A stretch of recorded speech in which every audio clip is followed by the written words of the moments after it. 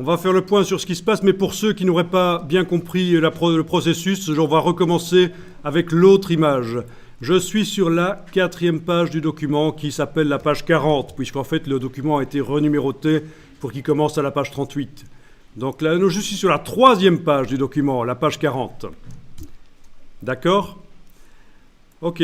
Alors, à un endroit, je vais aller me mettre au début d'une phrase, enfoncer la touche retour chariot sur le clavier une fois, 2 fois, ça a créé un paragraphe vide et je clique dans ce paragraphe vide. Je suis en train de travailler dans ce paragraphe vide. Peut-être que ce serait intelligent dès maintenant de lui appliquer le style de paragraphe image dans le flux. À ce paragraphe qui sert de support aux images, je lui applique image dans le flux. Le style de paragraphe image dans le flux.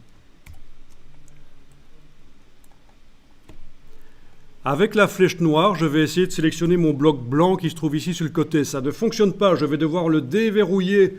Il vient du gabarit, il n'est pas accessible. Avec CTRL majuscule sur le PC, commande majuscule sur le Mac, quand on clique avec la flèche noire, ça le déverrouille. CTRL majuscule clic ou commande majuscule clic, ça dépend si on est sur un PC ou sur un Mac. Je vais le dupliquer avec la flèche noire en enfonçant la touche Alt. Je vais le dupliquer, je le déplace. Voilà la copie. Je peux amener l'image dans ce bloc par fichier importé, File, Place dans InDesign, et puis aller le coller, le couper-coller sur son paragraphe dans le flux du texte. Mais si je veux, je peux déjà aussi faire le couper-coller ici. Donc je fais CTRL X, c'est édition coupée.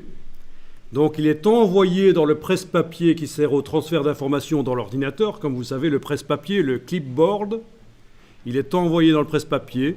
Je prends l'outil texte, je clique. Je suis sur le paragraphe qui sert de support aux images. Je lui ai d'ailleurs appliqué le style image dans le flux. Je colle ce que j'ai coupé, c'est-à-dire mon bloc. Et voilà, il est passé en page suivante parce qu'il n'avait pas assez de place pour se mettre en bas de colonne ici. Et alors là, il faut réfléchir. Comment j'importe l'image dans ce bloc ? Il faut que je sélectionne le bloc avec la flèche noire. Voilà, le bloc image qui est là. Je le sélectionne avec la flèche noire. Oui, parce que ce n'est pas sur le paragraphe que j'importe l'image. C'est dans le bloc qui est sur le paragraphe.